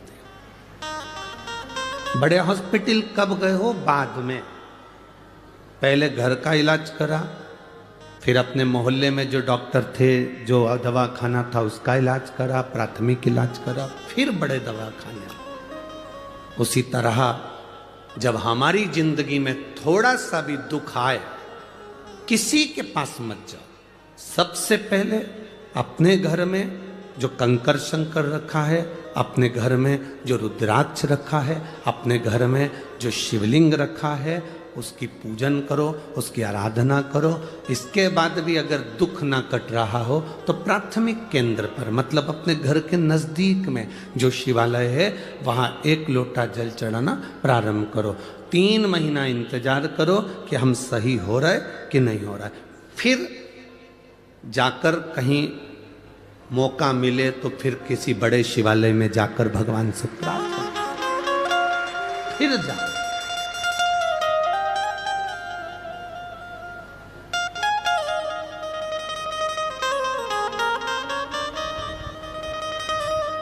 भ्रम में नहीं पड़ना। कोई तुमसे कह दे वहां चले जाओ, वहां से भभूति मिल रही है, वह भभूति तुम्हें ठीक कर देगी। कोई तुमसे कह दे वहां चले जाओ, वहां से नारियल मिल रहा है, नारियल तुम्हें ठीक कर देगा। कोई तुमसे कहे कि वहां चले जाओ, वहां से एक बेल मिलेगी, गले में बांध लेना, तुम ठीक हो जाओगे।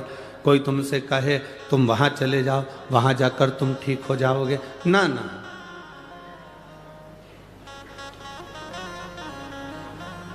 पहले अपने घर में जो शिवलिंग है, अपने पड़ोस में, अपने आसपास में जो शंकर का स्वरूप है, उसको भजो।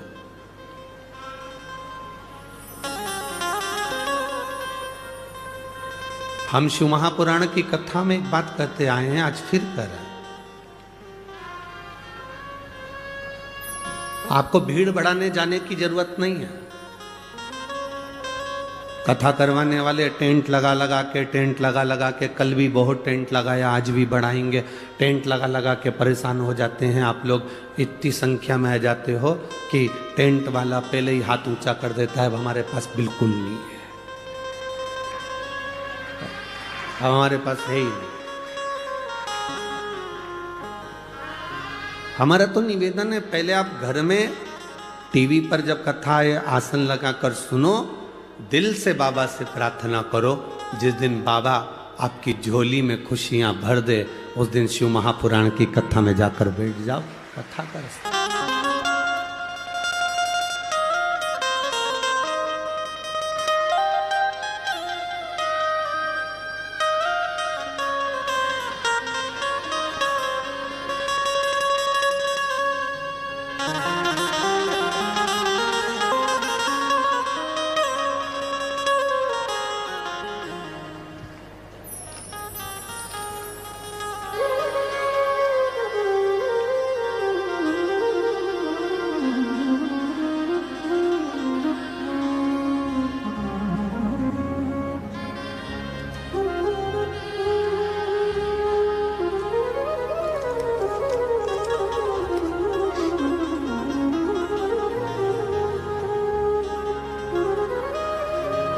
मेरा नाम अल्पेशनी राजेंद्र बांगुल, मोबाइल नंबर ये है।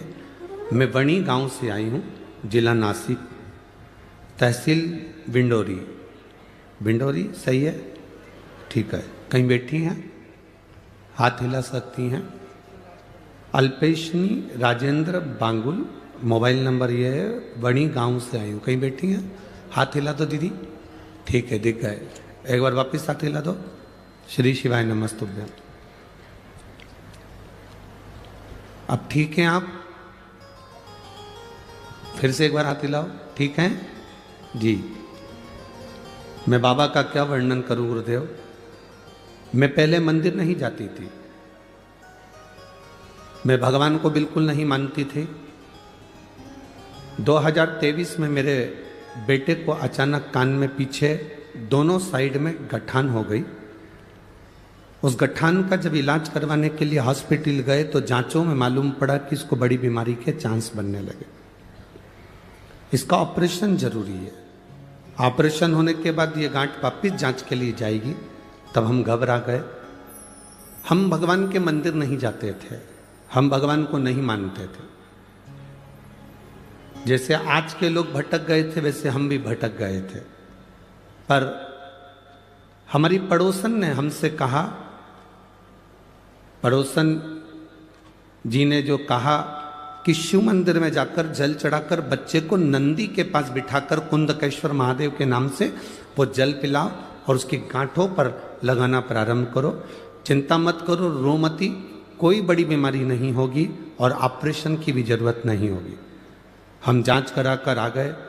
ऑपरेशन की तारीख निकल गई। पशुपतिनाथ का व्रत मैंने जिंदगी में पहली बार करा और भगवान के मंदिर में पहली बार पांव रखा।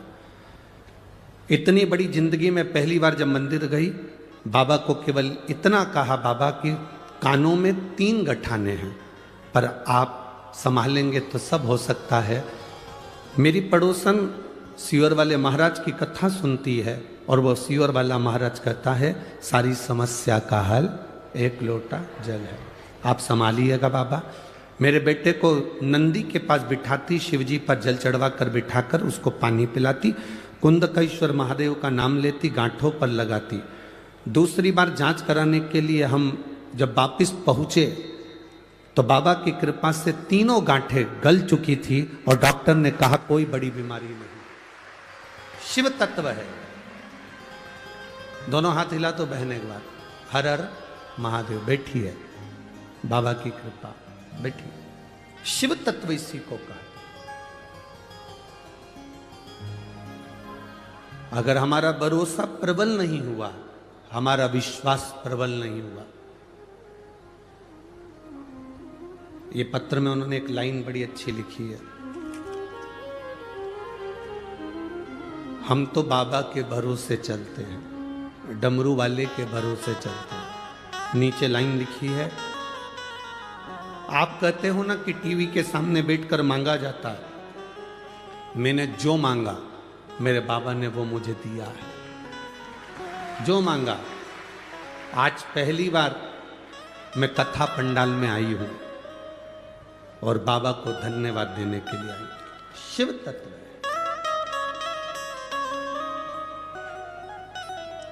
आप जिस भरोसे में रहें, विश्वास को दृढ़ी बनाकर आप भगवान शंकर के मंदिर जाएं, अपने नजदीक में जाएं, कहीं भटकना नहीं। कोई कहे कि वहां ये चमत्कार हो रहा है, वहां चल चलो, वहां पर ये हो रहा है, वहां चल चलो, वहां ये हो रहा है, वहां चल चलो। तुम एक ही बात कहना, वहां जाऊंगी तब चमत्कार का दर्शन करूंगी, उससे अच्छा है मेरा भोलेनाथ चाहेगा तो घर में बिठाकर मुझे दर्शन कराए। भटकना नहीं, भ्रमित मत होना, भरमाना नहीं। कई लोग कह देते हैं कि हम त्र्यंबकेश्वर को नहीं जानते, कोई कहता है हम शिवलिंग को नहीं जानते, कोई कहता है कि त्र्यंबक है क्या, कोई कहता है किस स्वरूप में पूजा जाता है, कोई कहे, उसको कहो।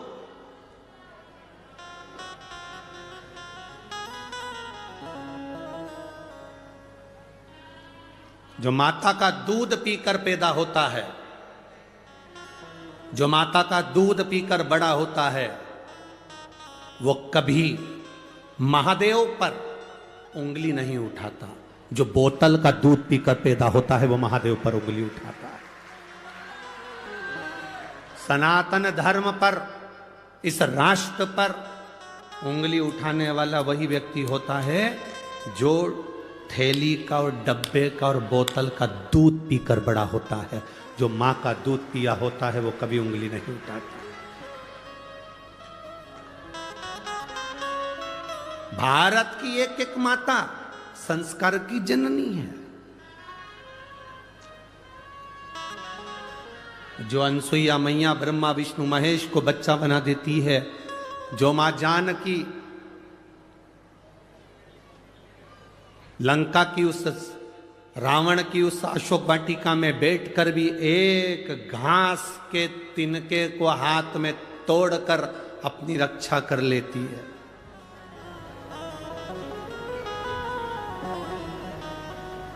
अरे दुनिया के लोग हंसते हैं, कहते हैं एक छोटा सा घास का तिनका और रावण उससे डर गया।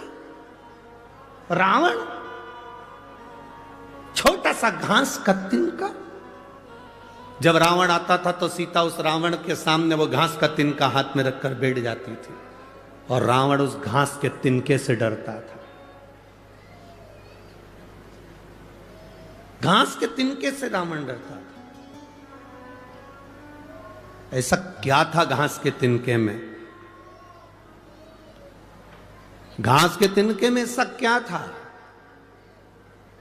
सीता मैया पृथ्वी से जन्म ली है, मां जानकी भूमि से पैदा हुई है, और घास भी, जम के बोलो, जम के बोलो जरा, भूमि से पैदा हुआ। तो घास सीता जी का कौन हुआ? जम के बोलो जरा भाई। एक नारी अपने पति के साथ जाती है तो भी उसको भय लग सकता है, पर एक नारी जब अपने भाई के साथ जाती है तो कोई भय नहीं लगता।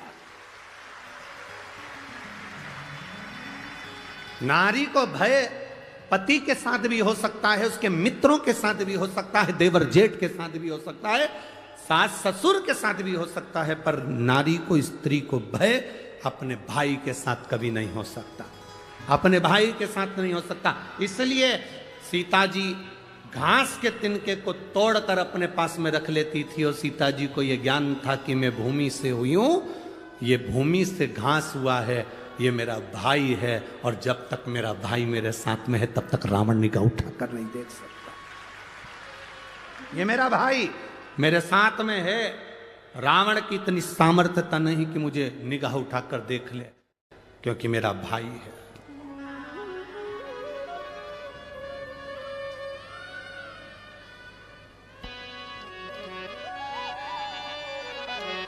महाराष्ट्र की इस पवित्र भूमि पर,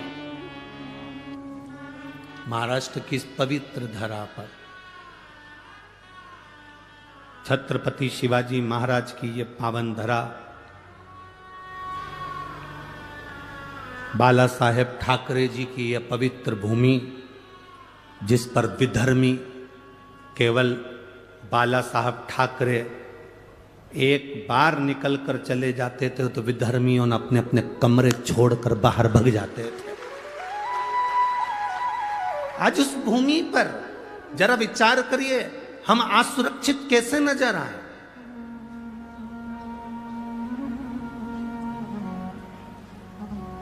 राम जी अयोध्या से चले, अवध से चलते चलते चलते चलते राम जी ने कभी पूरी पूरी जगह तक जाकर देख लो, कहीं पर किसी की ना तो नाक काटी, ना हाथ काटा, ना मुंडा काटा।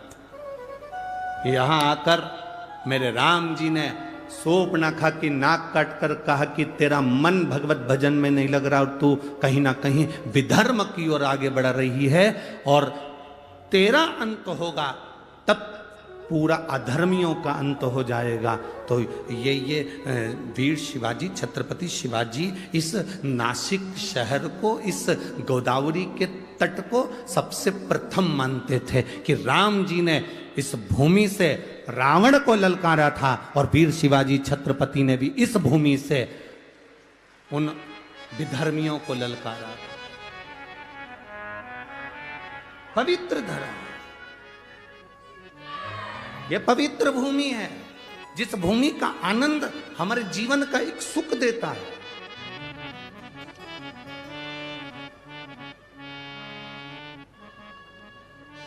दुनिया के लोग कहते हैं तुमसे कि अगरबत्ती मत लगाओ, मंदिर में बांस होगा। दुनिया के लोग बाद में कहेंगे कि दिया मत लगाओ, दिक्कत होगी। कितनी विचित्रता है, कितनी विडंबना है, हम कितना भटक रहे हैं। भगवान की भक्ति से हम दूर होते चले जा रहे हैं। आज का व्यक्ति मेहनत करना नहीं चाहता, और शिव महापुराण की कथा कहती है कर्म प्रधान है। शिव पुराण की कथा कहती है कर्म पूरा करो। इस व्यासपीठ पर बैठकर आज तक हमने ये बात नहीं कही होगी आपसे कि आप हमारे पास में आके बैठना, हम तुमको कहीं से गड़ा हुआ धन निकाल कर दे देंगे, या आप हमारे पास आना हम तुमको रोग मुक्त कर देंगे, हमारे पास आना तुम्हारा दुख मिट जाएगा। ये कभी आज तक नहीं कहा इस व्यासपीठ से, क्योंकि हमको अगर दुख आता है तो हम भी महादेव की शरण जाते हैं। आपको भी दुख आए तो महादेव की शरण जाए। राम जी की जिंदगी में दुख आया, वो महादेव की शरण में गए। भगवान कृष्ण की जिंदगी में दुख आया तो महादेव की शरण में गए। 16,108 रानियां भगवान कृष्ण की थी और एक भी संतान नहीं थी। तब गर्गाचार्य बाबा से कहकर शिवलिंग का पूजन करा, एक एक रानी के साथ 11-11 दिन तक 1 लाख से ज्यादा भगवान कृष्ण के घर में संतान की प्राप्ति हुई शिव की कृपा से। ऐसा कोई बता दो देव हो ऐसा कोई असुर का नाम ले लो जो शंकर की आराधना ना करा। रावण शिव की आराधना करते थे, कंस शिव की आराधना करते थे, महिषासुर शिव की आराधना करता था, तारकासुर शिव की आराधना करता था, जटासुर शिव की आराधना करता था। ऐसा कोई असुर बताओ जो शंकर की आराधना ना कराओ। ऐसा कोई देवता बताओ जिसने शिव की आराधना ना करी हो।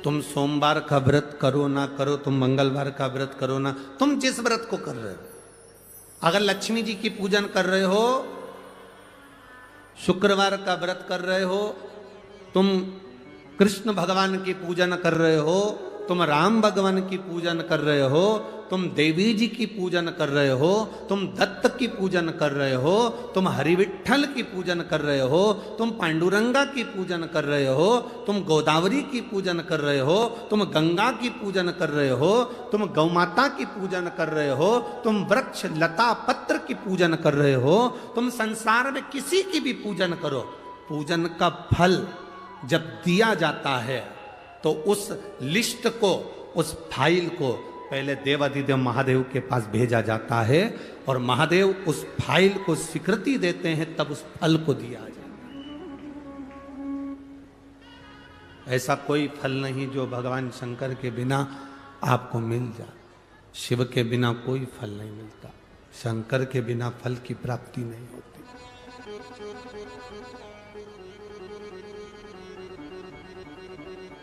एक लड़के ने अपनी मां से कहा, मां तू कह रही थी कि पंडाल में बैठकर कथा सुन लो तो उससे फल प्राप्ति होती है, तो मां ने अपने बेटे से कहा मेहनत भी करना पड़ेगी। सियोर वाला महाराज कहता है अपना कर्म पूरा करना पड़ेगा। एक बेटा लिखा,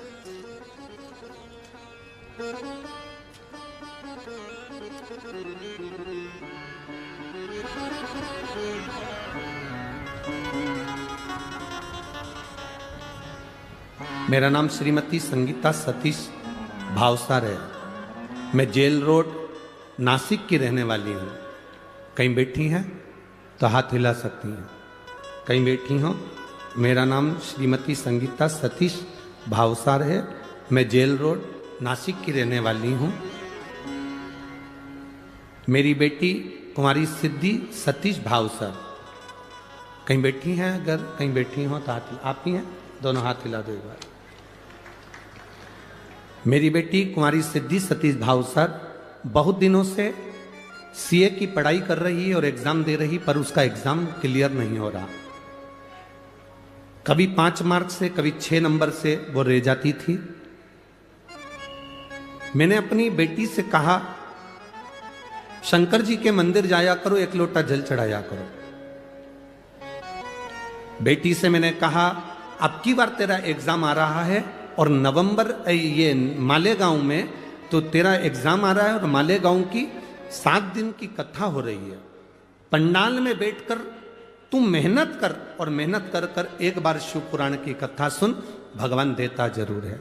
पशुपतिनाथ का व्रत किया। गुरुदेव, जो बेटी इतने सालों से सीए क्लियर नहीं कर पाई, चार्टर्ड अकाउंटेंट नहीं बन पाई, मालेगांव की कथा सुनी और केवल 10 दिन निकले थे और बाबा की कृपा से उसका जो रिजल्ट आया उसमें वो उत्तीर्ण हो गई। मैं बाबा को यहाँ नमन करने आया। बधाई आपको, एक बार हाथ हिला दीजिए। हर हर महादेव। साधुवाद, बधाई बहुत। बैठिए। शिव तत्व इसी को कहते हैं।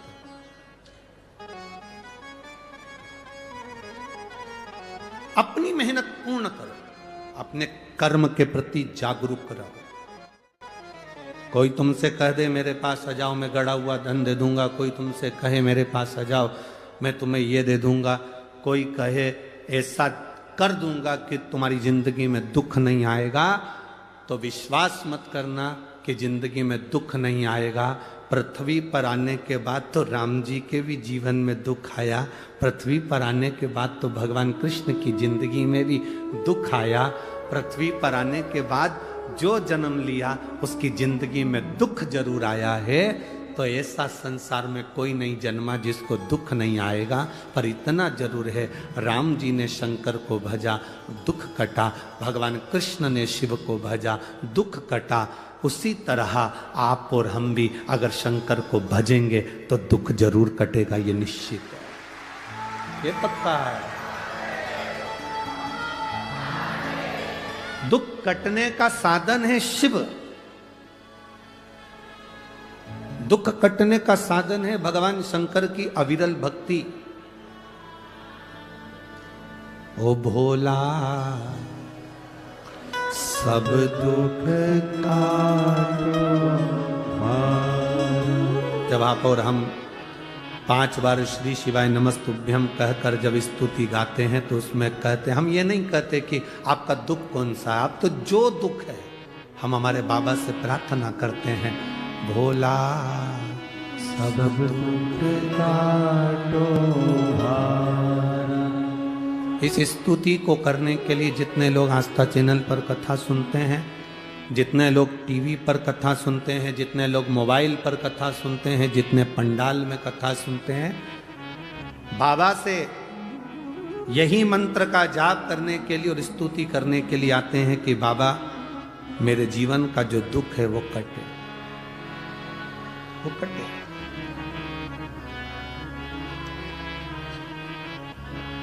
और तू है तो कटे। कोई असुर, कोई गंधर्व, कोई देवता,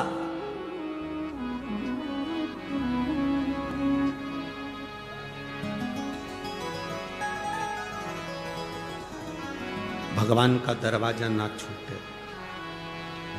मां, महात्मा और परमात्मा, कौन कौन? बोलो, जम के बोलो। मां, महात्मा, तीसरे नंबर पर परमात्मा। एक बार फिर से बोलो, 3 कौन? मां, महात्मा और परमात्मा। इन 3 को पकड़ कर रखोगे तो जिंदगी में कभी पीछे मुड़कर देखना नहीं पड़ेगा, आगे बढ़ते चले जाओ।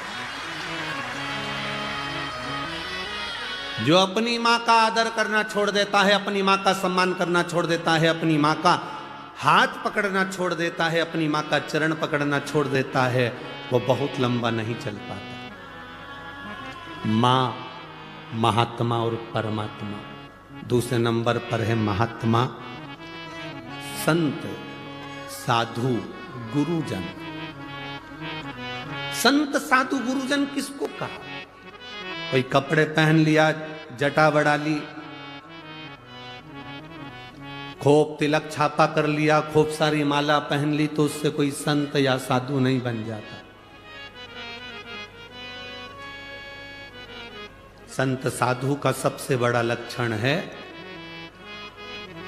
संत साधु का सबसे बड़ा गुण है, जो उसके पास जाता है उसके जैसा नर्म बन जाता है और भगवान की भक्ति में डूब जाता है। संत साधु के पास गए और प्रॉपर्टी की बात कर रहे हो, संत साधु के पास गए और जमीन जायदाद की बात कर रहे हो, संत साधु के पास गए और तुम अन्य अन्य बातों को कर रहे हो, तो उसमें सुख का अनुभव नहीं है।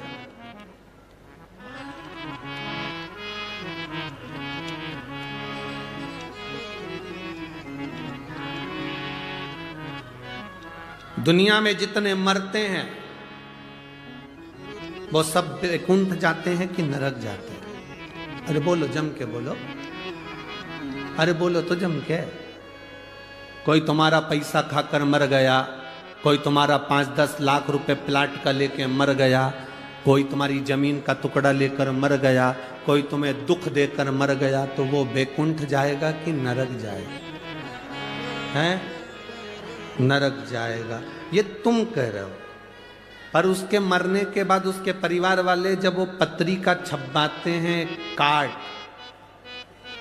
उस कार्ड में उसका जो नाम लिखा रहता है उसमें तो लिखा रहता है स्वर्गवासी।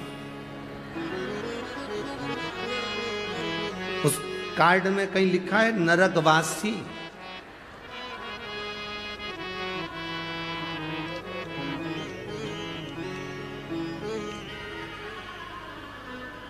विदेश में कोई मरता है तो कह देते एक्सपायर, डेड बॉडी।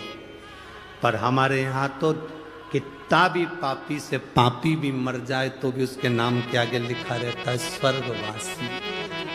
क्यों? क्योंकि वो भारत की भूमि पर जन्मा है, और भारत की भूमि पर जो जन्म लेता है वो नरक कभी नहीं जाता। अच्छा चलो जाने दो, तुम्हें सियोर वाले महाराज की बात पे भरोसा नहीं हो तो एक एक पुराण उठाकर बता दो। हिरण्यकशिपु मरा, प्रहलाद का पिता मरे तो नरक गए कि स्वर्ग गए? बोलो बोलो जन के। रावण मरा तो बैकुंठ गया कि नरक गया? चलो वो भी जाने दो। जिस हिरण को बाण मारा था वो बैकुंठ गया कि नरक गया? भगवान कृष्ण ने कंस को मारा था, वो बैकुंठ गया कि नरक गया? एक एक पुराण को उठाकर देखना। हिरण्यकशिपु मरा, परम धाम गया, लिखा शास्त्रों में। रावण मरा, परम धाम गया। कंस मरा, परम धाम गया। तारकासुर मरा, परम धाम गया। क्योंकि भगवान का जो हाथ का स्पर्श कर कर जाता है, भगवान का नाम लेकर जाता है, उसका दर्शन कर कर जाता है, भारत की भूमि की रज का स्पर्श कर कर जाता है, वो कभी नरक नहीं जाता, वो बैकुंठ ही जाता है।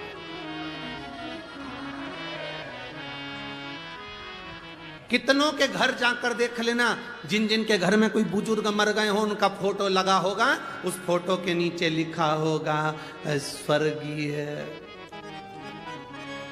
अब उसके नाम के आगे कभी नहीं लिखा नरकीय, उसमें लिखा स्वर्गीय।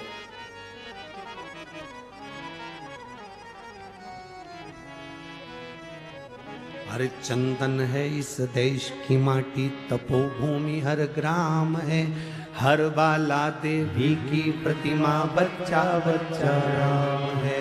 जिसके सैनिक समर भूमि पर गाया करते गीता है, उसी माटी के हल्के नीचे खेली करती सीता है। चंदन है इस देश की माटी, तपोभूमि हर ग्राम है, हर बाला देवी की प्रतिमा, बच्चा बच्चा राम। ये भूमि ही कुछ ऐसी है, ये धरा ही कुछ ऐसी है, इतनी पवित्र है ये भूमि, जिसको समझने वाला समझ सकता है। आज के जमाने में बड़े बड़ी गादियों पर लोग बैठ जाते हैं, बड़ी बड़ी पीठ पर लोग बैठ जाते हैं और भेद करते रहते हैं। वो ज्योतिर्लिंग बड़ा है, वो ज्योतिर्लिंग छोटा है, वो शंकर बड़ा है, वो शंकर छोटा है, ये महाराज बड़ा है, वो महाराज छोटा है। 12 ज्योतिर्लिंग में कभी ये मत कहना कि वो ज्योतिर्लिंग बड़ा, कि वो ज्योतिर्लिंग बड़ा। दिए की ज्योति बराबर का प्रकाश देती है, 12 ज्योतिर्लिंग एक बराबर का फल देते हैं।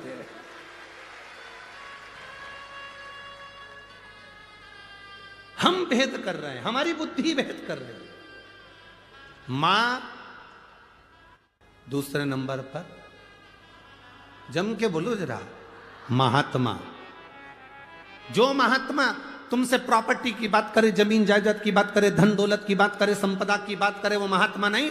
महात्मा का लक्षण है आप उसके पास बैठे और उसके पास बैठकर अगर कहीं आपके भीतर ये भाव जागृत हो जाए कि सही कहा, शंकर के मंदिर जाना चाहिए, एक लोटा जल चढ़ाना चाहिए, ये प्रयास हर एक महात्मा का होना चाहिए।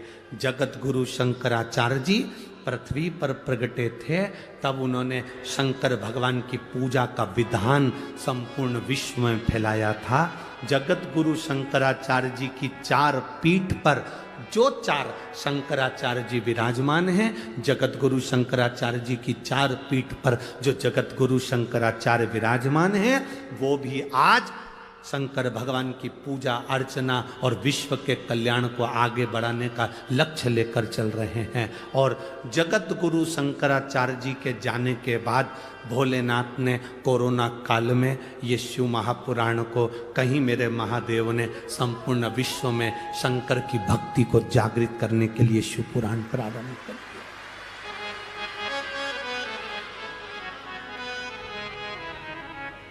हमको इतनी प्रसन्नता हुई, किसी ने पत्र ला कर दिया। उस पत्र में लिखा था, पहले छोटे छोटे शंकर मंदिर में, नासिक में भी शंकर के छोटे छोटे मंदिर में दरवाजे बंद रहते थे, होटले पर कुत्ता बैठे रहते थे, कोई नहीं जाता था, दरवाजे सब बंद पड़े रहते थे। बड़े बड़े मंदिर में सब जाते थे, छोटे छोटे मंदिर में कोई नहीं जाता था। हम धन्यवाद देते हैं, आपने एकांतेश्वर महादेव का वर्णन किया तो लोग अब छोटे छोटे मंदिर में भी जाकर पूजन और आराधना कर रहे हैं। छोटे छोटे मंदिर में भी पूजा आराधना कर रहे हैं। एक एक मंदिर में छोटे से छोटा शिवालय हो चाहे बड़े से बड़ा शिवालय हो, उन शिवालयों का आनंद अपने आप बड़ा है, अपने आप है।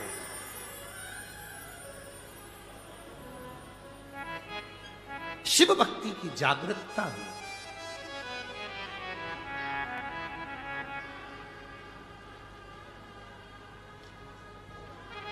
और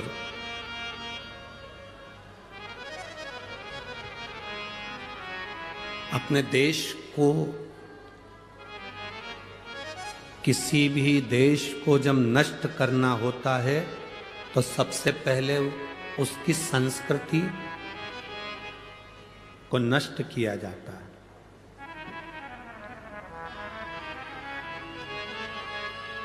विधर्मी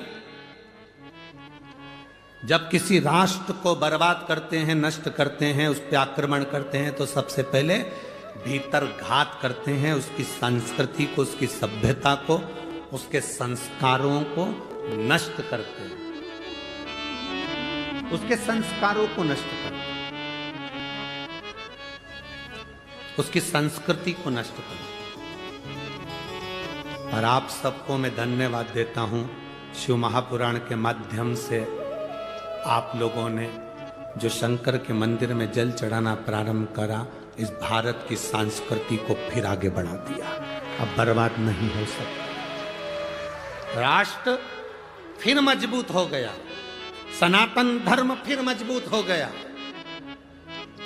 धर्म की जय हो, अधर्म का प्राणियों में और विश्व का फिर सनातन धर्म मजबूत हुआ है जब आप लोग भगवान के देवालय शिवालय तक जा रहे हैं।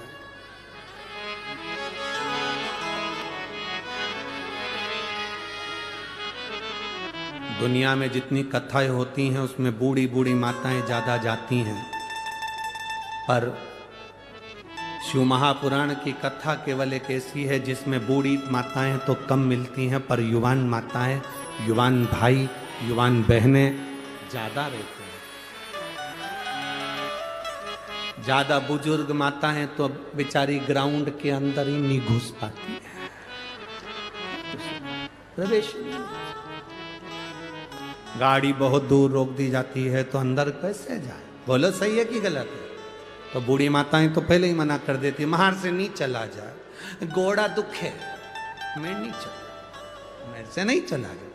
तो युवान युवान बहुएं, बेटियां, मेरी माताएं, मेरी जीजियां, मेरे जवान जवान जीजा होन, मेरे बेटे, मेरी बहनें इस कथा में आकर जब बैठती हैं, यहाँ से जो ग्रहण करती हैं वो लेकर जाती हैं और अपने बच्चों को वो संस्कार देती हैं। एक लोटा जल पकड़ाकर मंदिर भेजती है तो वो गौरव उत्पन्न होता है, वो सुख उत्पन्न होता है, वो आनंद की अनुभूति होती है।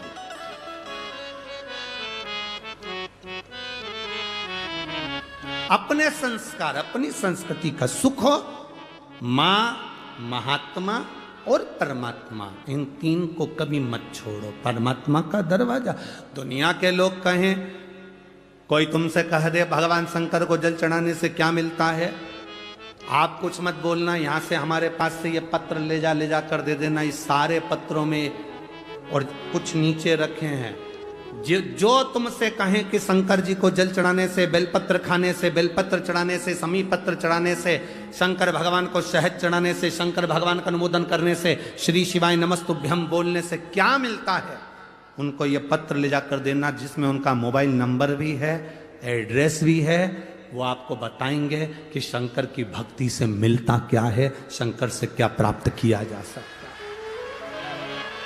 ब्रह्मा ब्रह्मलोक में रहते हैं, भगवान विष्णु वैकुंठ लोक में रहते हैं, पर मेरा महादेव इसी मृत्यु लोक में कैलाश पर, पृथ्वी पर रहता है। इसी कैलाश पर, पृथ्वी पर रहता, मृत्यु लोक में। आप पुकारोगे वो तुरंत आएगा। जिस दिन आप समझ गए उस दिन जिंदगी का सुख आपके भीतर होगा। जिस गोदावरी के तट पर आप कथा सुन रहे हैं, जिस माता गोदावरी के तट पर सप्तशृंगी माता के इस पावन सानिध्य में, त्र्यंबकेश्वर बाबा के इस पावन सानिध्य में, कपालेश्वर महादेव के इस पावन सानिध्य में, काले राम जी के इस पावन सानिध्य में शिव महापुराण की कथा सुन रहे हो, इस पवित्र भूमि पर बैठकर अगर आप कथा का रसतत्व ग्रहण कर रहे हो तो ये विश्वास मानकर चलना, ये भूमि ने अगर असुरों को दिया, राक्षसों को दिया, तो देवताओं को भी दिया है।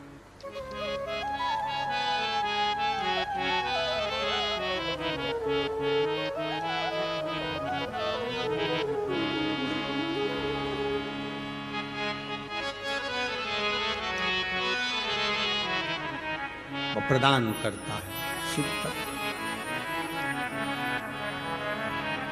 एक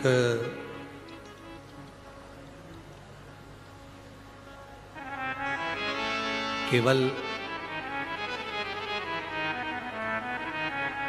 किसी ने एक प्रश्न किया था कि सीहोर, उन्होंने एक प्रश्न लिखकर भेजा था कि ये गौतम ऋषि के आने के बाद गोदावरी मैया का प्रागट्य हुआ।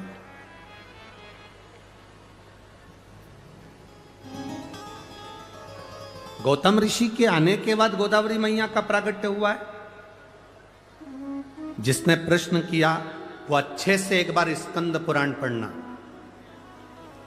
ब्रह्म वैवर्त पुराण पढ़ना, अच्छे से लिंग पुराण का स्मरण करना। आपको ज्ञात होगा स्कंद पुराण के अंदर कि ये गोदावरी केवल गौतम बाबा के बाद की नहीं, ये गोदावरी तो गंगा है, और गंगा केवल गौतम ऋषि के सम्मुख में तो इस गंगा का नामकरण हुआ है, बाकी के गंगा तो महादेव की अविरल, इस गोदावरी तो बहती रही है। बाकी के गंगा तो महादेव की अविरल, इस गोदावरी तो बहती रही है। गोदावरी तो बहती रही है। क्या गौतम बाबा ने इस गंगा को बुलाया? गंगा का नामकरण गौतम बाबा ने करा। ये तो अविरल गंगा है गोदावरी, एक युग में नहीं, कई युगों से बहती आ रही है, कई युगों से। उस कई युगों से एक कथा आती है, आप लोगों ने सुना होगा, महिषासुर एक असुर था। सुनिए कथा, जम के बोलो जरा, सुनिए ना महिषासुर की। किसने मारा था उसको? महिषासुर का वध किसने किया था? मां दुर्गा भवानी ने। उसका नाम क्या हो गया था फिर? महिषासुर मर्दनी, मां जगतजननी दुर्गा। महिषासुर की एक बहन थी। देव दीपावली शिव महापुराण की कथा सुन रही, बड़े भाव से सुनना। काशी में माता पार्वती भगवान शंकर के साथ विचरण कर रही, तभी भगवान शंकर को माता पार्वती जी ने प्रश्न किया, स्वामी, संसार के लोग, मृत्यु लोक में जन्म लेने वाला मनुष्य जो दुख में ग्रसित होता है, दुख में भरा रहता है, दुख में ग्रसित है, उस जीव का कल्याण कैसे, उसका उद्धार कैसे? एक पत्र है, देखिए। मेरा नाम कविता दीपक जमादार है। कहीं बैठे हैं तो हाथ हिला सकती हैं, आप ही हैं। मेरा नाम कविता दीपक जमादार है। मेरा 2013 में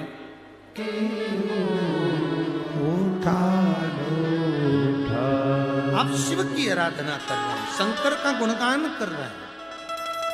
शिव क्या देगा ये हमको नहीं मालूम, पर ये मेरी नासिक की जीजियों और मेरे नासिक के जीजाओं, मेरी बेटियों, मेरे बेटे, अगर आप इस पंडाल में कहीं पर भी ग्राउंड में बैठकर कथा सुन रहे हो, इस पंडाल में कहीं पर भी ग्राउंड में बैठकर कथा सुन रहे हो, तो चिंता मत करना, झोली भर कर लेकर जाओगे, खाली नहीं लेकर जाओ, भरा हुआ लेकर जाओ।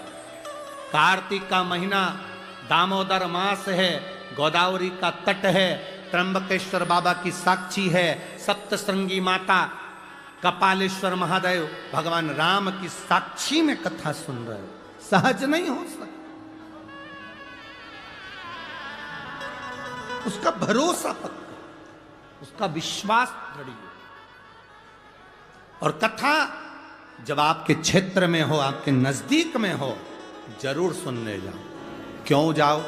क्योंकि बाबा के पास जाओगे तो बाबा भी तुम्हारी दुख की घड़ी में तुम्हारे दरवाजे के पास आकर खड़ा हो जाएगा। जब तुम्हारे नजदीक में कथा हो, सुनने जरूर जाओ, उसके भरोसे जाओ, उसके सहारे जाओ।